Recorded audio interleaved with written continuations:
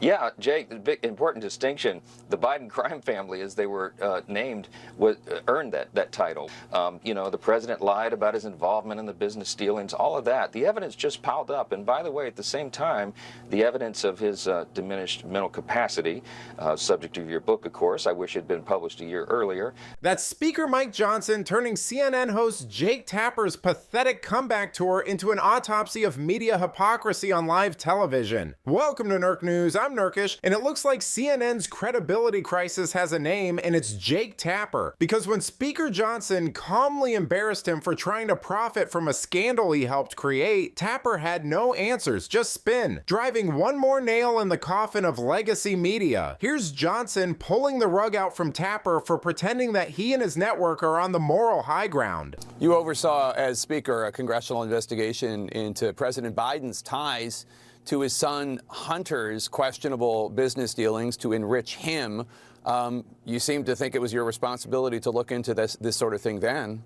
Because they used shell companies, fake LLCs, series of what appeared to be money laundering operations, and Hunter Biden, of course, with his difficult past and the corruption in his past, the family on the public dole, or on the president's dole. The president lied about his involvement in the business dealings, all of that, because everybody saw it. Everybody saw what was happening. He used the auto pen, and by the way, there's investigations right now going on in the House. Jamie Comer and the Oversight Committee will be investigating the use of the auto pen, when the president's mental capacity declined, and whether all those things are even legally valid now, given the obvious fact that he was not the one making the decisions. It's huge implications from all this, and so I think the American people had reason to doubt. And we had great reason and I think a responsibility to investigate those things. The difference, of course, is that President Trump does everything out in the open. He's not trying to hide anything. There's no shell companies or fake LLCs or fake family businesses. He's putting it out there so everybody can evaluate for themselves.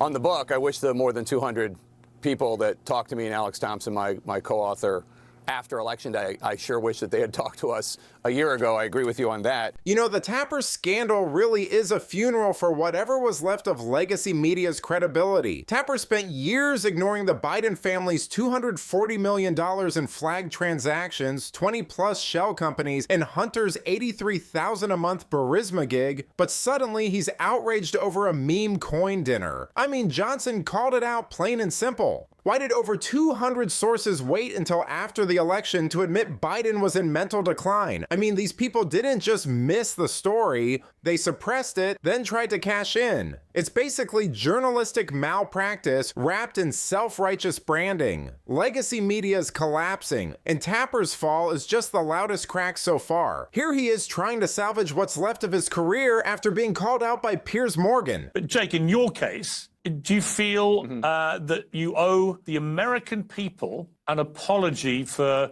slightly dropping the ball with this, and not just to Lara Trump? I feel like I owe the American people an acknowledgement that I wish I had covered the story better.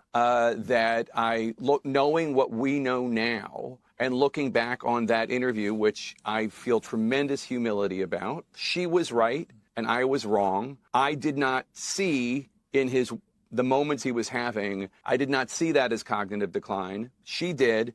Our reporting suggests that she was correct. So I feel humility. I've apologized to her. And I feel like, and I think this is something, quite frankly, that other journalists should think about when it comes to other mistakes, because I'm surely not the only American journalist that wishes he or she had covered this better. In legacy media, I should point out, conservative media was on this from the very beginning. So it's not like I was ignoring it, and it's not like I was part of the effort to hide this, but in retrospect, of course, I wish my coverage had been better on this subject. And I think while I recognize to a degree I'm the avatar of American legacy journalism right now when it comes to this story, I think in order to regain trust, that there is something that we can do when we fall short, and I'm acknowledging it. This brings me to your conclusion, which said Joe Biden is not Richard Nixon. The hiding and the cover-up of his deterioration is not Watergate. I'm not entirely sure I agree, Jake, with that conclusion. Yeah, we don't mean to exonerate. The only reason that we have the Watergate thing is there because we quote Archibald Cox, who was a Watergate investigator, talking about how powerful the presidency is and how presidents get surrounded by people who have a vested interest in keeping that president propped up.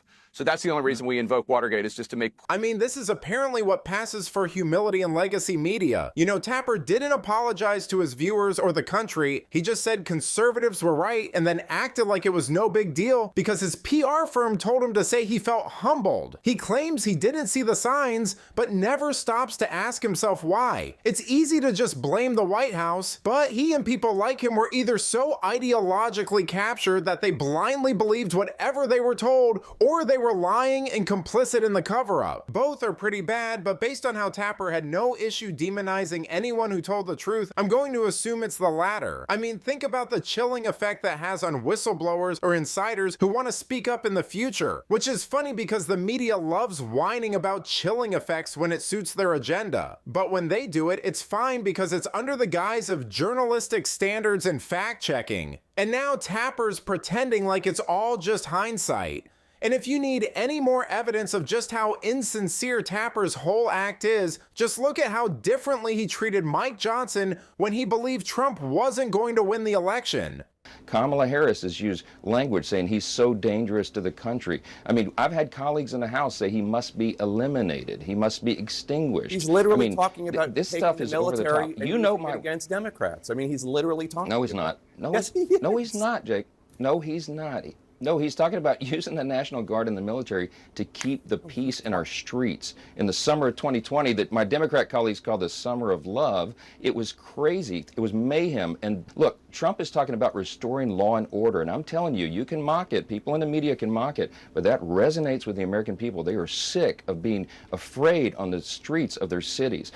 Donald Trump can bring order back to the chaos. They know that. And that guy is in favor of law and order?